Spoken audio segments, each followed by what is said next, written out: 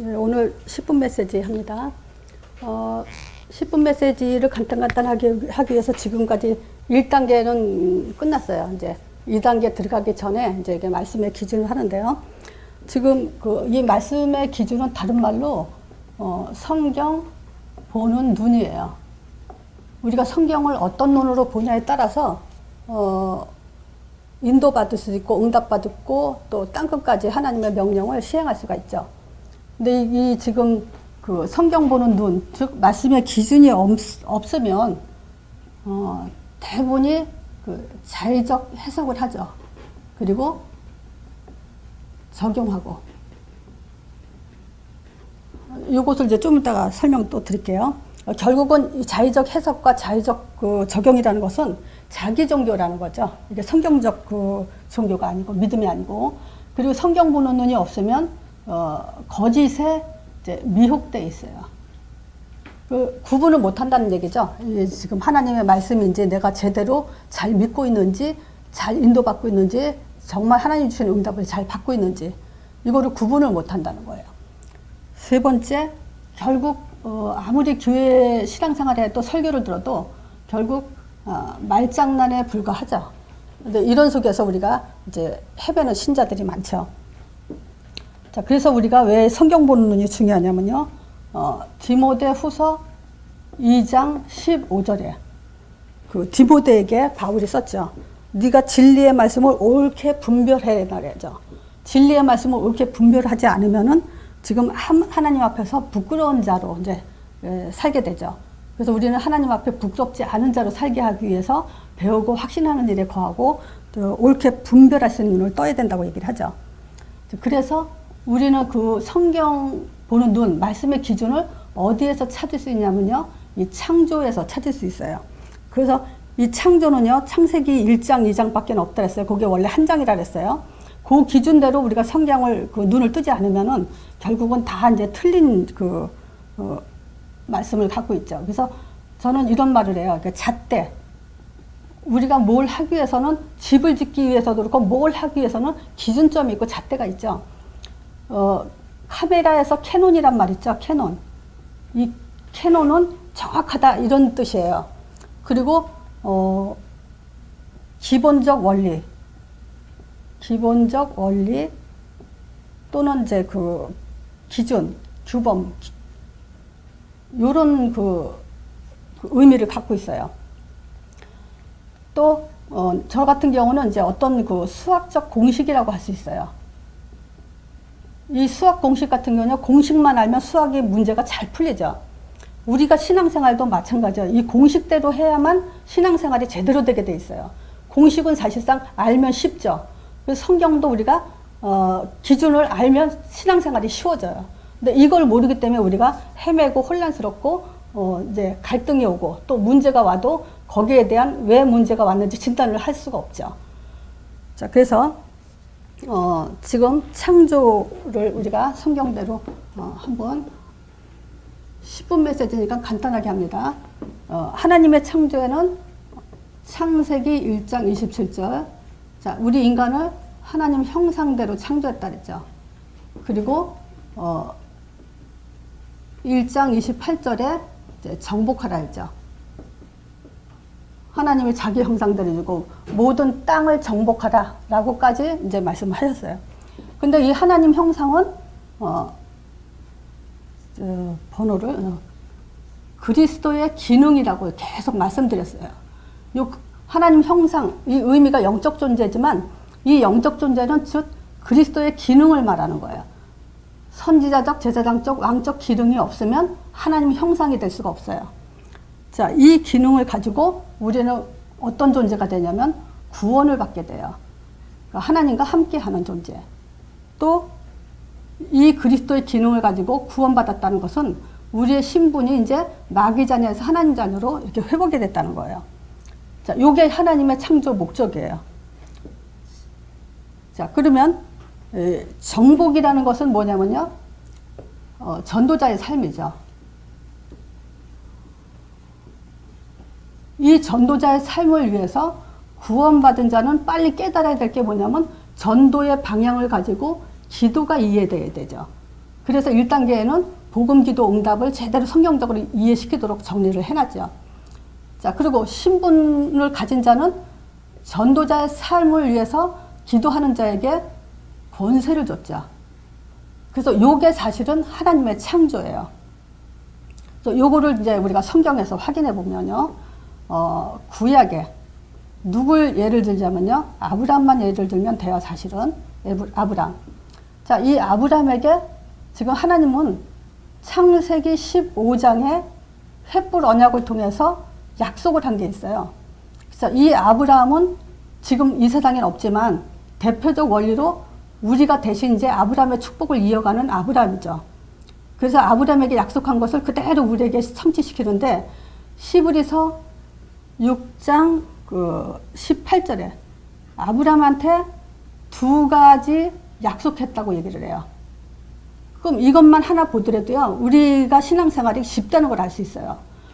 2가지가 뭐냐면 아브람한테 그리스도를 메시아 네 후손을 통해서 그리스도를 보내겠다고 약속을 했어요.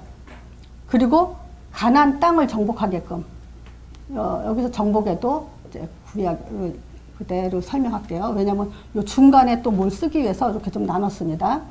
자, 아브람에게 가나안 땅을 약속했어요. 그러니까 지금 그리스도와 가나안 땅, 요 2가지밖에는 하나님께서 말씀한 거는 없어요. 그래서 우리는 여기에 지금 그 초점을 둬야 되죠. 자, 그래서 지금 이삭도 마찬가지고요. 야곱도 그렇고 요셉. 요 지금 이 창세기가 이제 그 50장까지가 있지만 사실상 그 아브람, 이삭, 야곱 얘기죠. 그 아브람, 이삭, 야곱이 결국은 무슨 얘기냐면은 이삭에게 한 말이 있어요. 창세기 26장에 얘기하죠. 1, 2, 3절에. 뭐라냐면 아브라함이 가나안 땅 갔을 때 기근이 들어서 애굽에 내려갔거든요. 그때 이제 문제가 터졌죠. 근데 이삭 때도 그때 똑같이 가나안 땅에 그 기근이 들어요. 그러니까 이삭이 그랄 땅으로 내려가니까 하나님이 그때 얘기하죠. 그랄 땅으로 가지만 가나안 땅 아니 애굽까지 내려가지 마라. 그 애굽까지 내려가지 않으면 하는 말이 무슨 말이냐면 내가 네 아버에게 약속한 그 약속을 너한테 그대로 이루리라 그래요. 그래서 이게 지금 우리가 뭐냐면 아브라함한테 한 약속은 이삭과 야곱과 요셉 자손 대대로 똑같이 2가지 변치 못할 사실. 요거 꼭 확인 좀 하세요. 아브라함에게 약속하신 2가지 변치 못할 사실. 그러면 우리가 아브라함의 후손인 우리가 이 땅에 살고 있는 동안엔 이 2가지는 절대 변하지 않는 사실이 되고 그것은 결국은 우리의 말씀의 기준이 된다는 거예요. 그래서 요대로 하지 않으면 우리는 함정에 빠지게 되죠. 자, 그래서 이삭에게 이제 100배 농사진 거 100배 그 열매를 거두죠. 셈의 근원을 얻죠. 또 그 야곱에게는 이스라엘이라는 이름, 승리라는 이름을 갖죠. 요셉은 이제 총리가 되죠. 자, 결국은 하나님께서 그 약속, 아브라함한테 한 약속을 그 후손들에게 그대로 이어진 걸 확신할 수 있죠.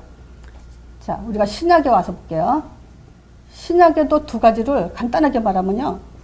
마태복음 1장 1절에 보면 뭐라 하죠? 아브라함과 다윗에서 예수 그리스도의 세계라 그러면서 예수 그리스도의 오심을 얘기하죠. 자, 마가복음 1장에도 뭐라고 얘기하죠? 마가복음 1장에 그 하나님의 아들 예수 그리스도의 복음의 시작이다. 복음에 대해서 얘기했죠. 누가복음 1장 1절에서 3절. 누가는 이제 그 데빌로 각하에게 이제 편지를 쓰죠. 이 누가복음 1장 보면요, 데빌로 각하에게 내가 보고 들은 것을 배움을 확실함을 알게 하려고 그래요. 그래서 예수 그리스도에 대해서 확실하게 알게 하기 위해서 이거를 썼다 그래요. 근데 사도행전 1장에 보면 데오빌로 각하라고 그러지 않고 데오빌로라고 얘기를 하죠. 근데 결국은 그때 데오빌로와 누가 사이는 그만큼 돈독하게 이제 이 복음의 형제로 이어가고 있다는 걸 볼 수 있어요. 그러니까 모든 1장에 요한복음도 1장 1절에서 뭐 18절까지 해도 되죠. 여기 다 지금 누구 얘기냐면 예수 그리스도가 곧 하나님이다. 이 얘기를 지금 계속 얘기하면서 마지막 장에 신약의 마지막 장에 마태복음 28장이죠. 18절에서 20절. 여기서 뭐라 하죠? 너희는 가서 모든 족속으로 제자를 삼아 전도해라 이 얘기죠. 두 번째, 마가복음 16장 15절에서 20절. 너희에게는 너희들은 이제 만민에게 가라. 그래서 치유를 시키라 그러죠. 또 누가복음 24장에도 48절에 성경을 깨닫게 하자 이 사람들한테. 그리고 뭐라 하냐면 예수께서 십자가 죽고 부활할 것을 기록하고 그 이름으로 제사함을 얻는데 그 제사함을 얻는 이 이름이 온 땅에 이제 예루살렘으로부터 땅끝까지 전파될 것을 기록되어 있다 하면서 너희가 그런 일의 증인이다 얘기해요. 그래서 우리는 전도해야 된다까지 말하는 게 증인이에요. 자, 결국 요한복음 20장 21장이죠. 21장 15절에서 20절에 이제 어린 양을 먹여라. 이렇게 지금 이제 계속 그리스도와 전도, 복음과 전도 이 두 가지예요. 근데 문제는 뭐냐면 여기서 이제 요 사단에 의한 함정이 있는 게 문제죠. 그래서 첫 번째 함정은 나한테 있어요. 주로 뭐냐? 그 마음에 묶인 거 있어요. 마음 중심에 많이 묶이죠. 자, 마음 중심에 묶인다는 건 뭐냐면요. 자의적 신앙이야, 자기 생각의 신앙. 기분 좋으면 성령 충만, 또 내가 평안하면 그걸 누린다고 얘기하고 있고, 근데 안 그래요. 오늘 이제 감기 몸살로 여길 못 나와서도 이 사람은 전도로 오직이로 답이 난 사람이기 때문에 감기 걸려서 아파도 그 사람은 성령 충만이거든요. 근데 그 사람이 정말 우리가 복음에 올인하냐, 전도자의 삶에 올인하냐 안 하냐 거기에 달렸는데 우리는 그것에 지금 마음 중심에 내 스스로에 많이 속고 있고요. 또 상처에 많이 속고 있어요. 상처에 묶여 있고. 그러니까 이 함정은 뭐냐면 묶인 거예요. 어디에? 나한테. 세 번째, 또 문제가 오면 그 문제 속에 또 묶이죠. 또 교만에 묶이고. 이제 웬만큼 이제 우리가 저는 만나면 3년, 5년, 10년 고비가 온다고 얘기를 해요. 왜냐면 계속 그리스도만 얘기하거든요. 그러면 본인들이 계속 실증 나요, 이게. 그러면 그건 뭐냐, 왜 실증이 나냐? 교만해졌기 때문에 실증이 나는 거예요. 근데 이런 것들을 지금 우리는 뭐 같이 가기 위해서, 함께 가기 위해서 이제 지적을 좀 해줘야 되죠. 그리고 뭐냐, 자기 자신의 영적 문제가 있어요. 여기에 많이 묶이죠. 어떤 집착이 있어요. 또 중독. 이런 것들이 있어요. 자기 자신에게. 그래서 요거를 우리 자신이 스스로 진단해서 자기네들이 지금 해결해야 될 문제고, 뭐 사실은 우리가 이제 저 같은 경우 사역하기 때문에 보이죠, 그게. 그래서 그 사람이 어디에 집착돼 있고, 어디에 중독돼 있고, 어디 지금 교만 상태인지 어떤지 요게 보이거든요. 그러면 이제 상담을 통해서 그걸 풀어나가면 더 좋죠, 그게. 자, 그리고 사단의 함정이 묶이는 거고, 또 두 번째는 뭐냐면 종교심이에요.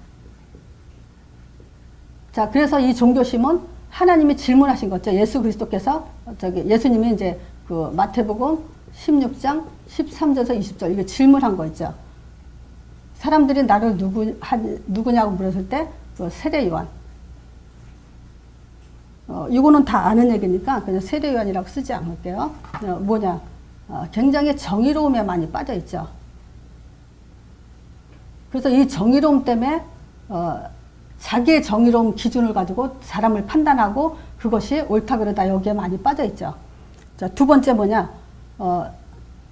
우리가 어떤 능력을 받아서 또 능력을 받기 위해서 기도해야 된다. 문제 해결을 위해서 기도해야 된다. 이런 심리적으로 많이 묶여 있죠, 여기 종교심에.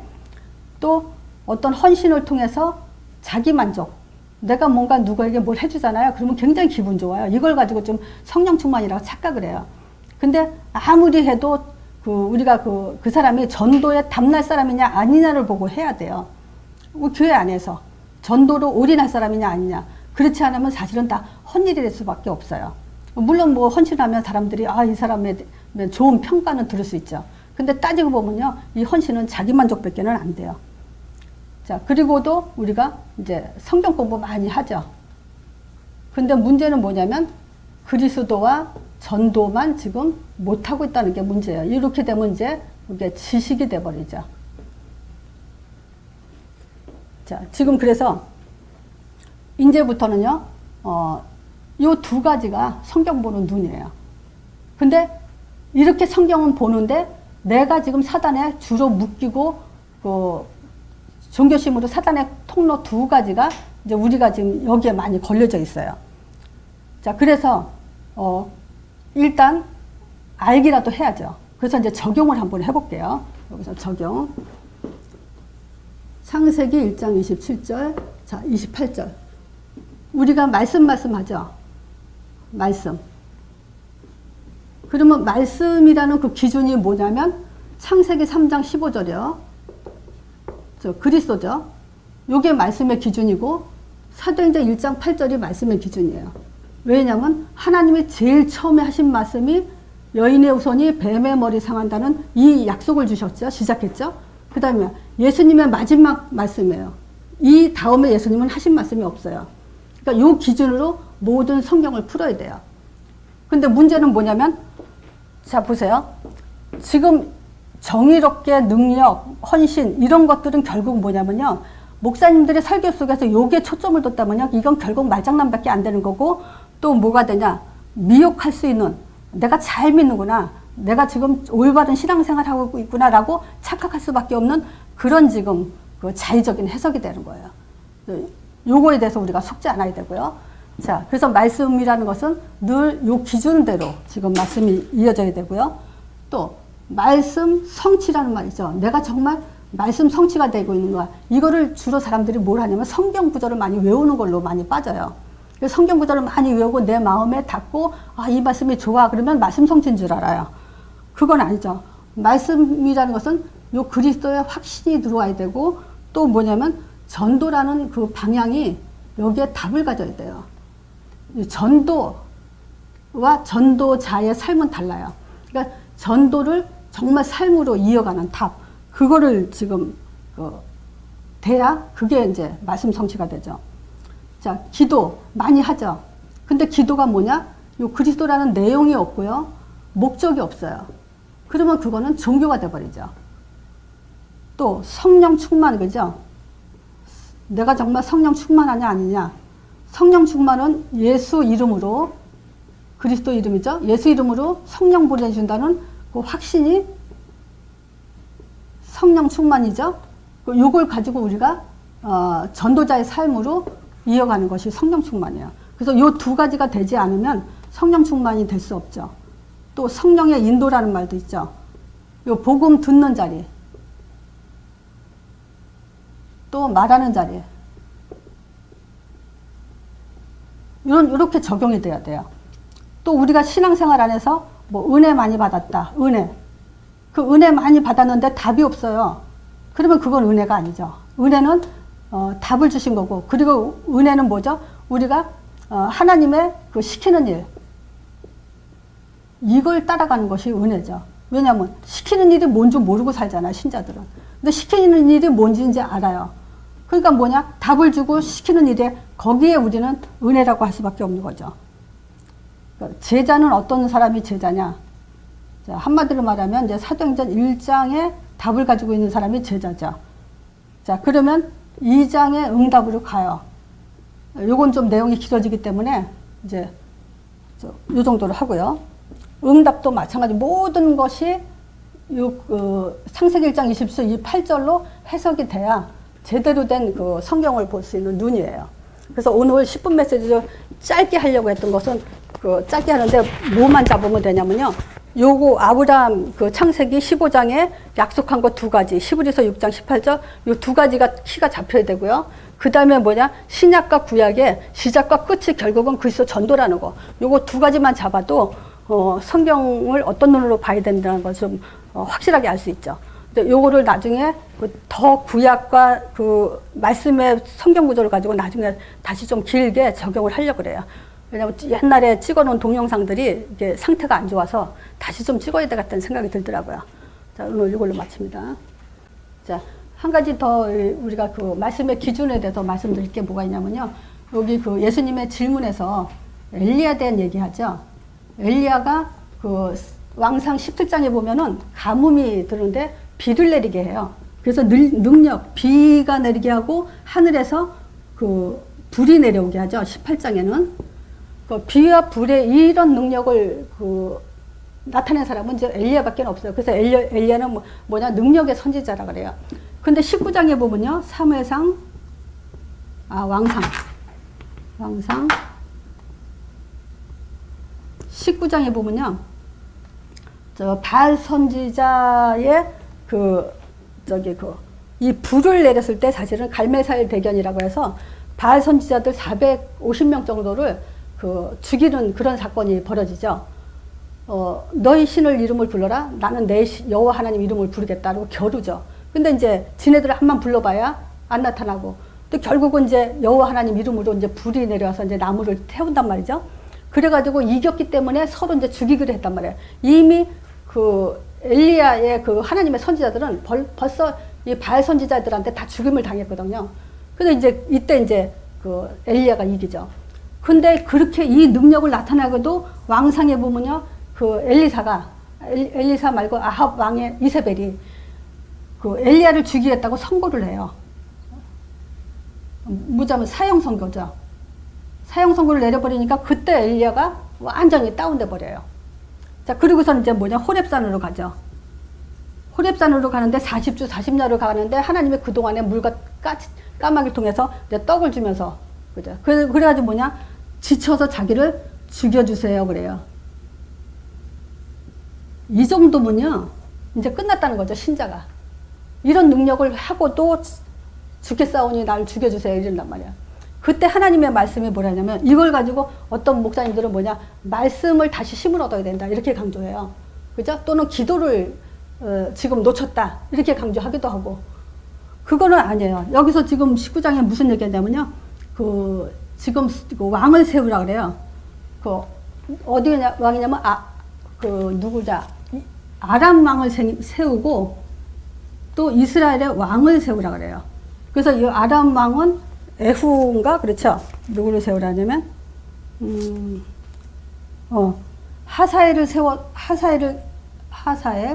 하사엘을 데리고 이제 그 아람 왕을 세우고 또 예후에게 기름 부어서 왕을 세워라 그렇게 얘기를 해요. 그럼 지금 뭐죠? 지금 엘리야는 자기의 사명을 뭘 해야 되는지 이거를 지금 놓쳤을 때 이런 이제 죽여주세요. 이렇게 이제 다운돼 버리는 거예요. 할 일이 있으면 어떤 일이 있어도 지금 다운되지 않죠. 그리고 누구죠? 너 말고 7천인 숨겨놨다. 그리고 엘리사에게 기름을 부어서 선지자로 세워라. 선지자, 제사장, 왕, 영접할자, 바알에게 절하지 않은 7천인이 있다. 이 세 가지 일을 놓쳐버리는 거야, 사명을. 그러니까 다운된 거지. 그래서 이걸 가지고 뭐냐면 그리스도 전도로 풀지 못하면 결국은 자의적인 해석을 한다는 거예요. 말씀 여기까지 하겠습니다.